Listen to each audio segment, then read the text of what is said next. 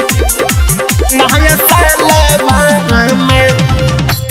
जहके चाहत रही देखी रोज सपनावा में जहके चाहत रही देखी रोज सपनावा में बूहे भेजले बाड़ी कबूहे भेजले बाड़ी ग्रीटिंग नया सालवा में कबूहे भेजले बाड़ी ग्रीटिंग नया सालवा में खूबे खुशी होके गुदा गुदी मनावा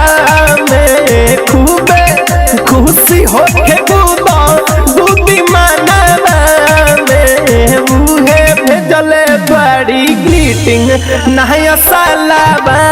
में कबूहे भेजले बाड़ी ग्रीटिंग नया सालवा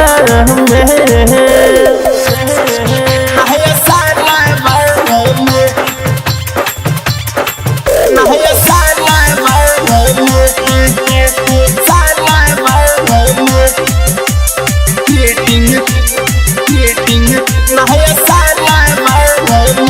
दिन भर में 4 बेर ओकरा घर के चौकर लगाई उहो ताके हम लेकिन प्रपोज ना कर पाई दिन भर में 4 बेर ओकरा घर के चौकर लगाई उहो ताके हम लेकिन प्रपोज ना कर पाई बड़ी सुनर लागे पेनी जवन लहंगा में बड़ी सुनर लागे पेनी जवन लहंगा में उहे भेजले बाड़ी ग्रीटिंग नया सालवा में तब उहे भेजले बाड़ी ग्रीटिंग नया सालवा में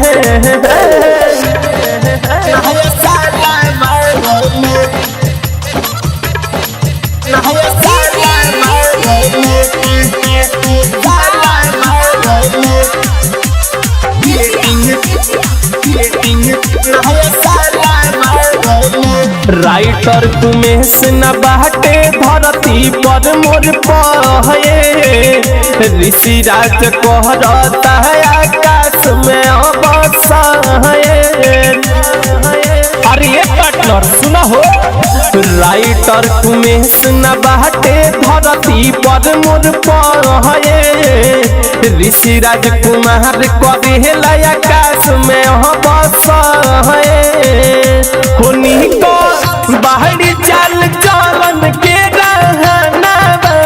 में निको बाहरी चाल चलन के रहना में बूहे भेजले बाड़ी ग्रीटिंग नया सालवा में तब बूहे भेजले बाड़ी ग्रीटिंग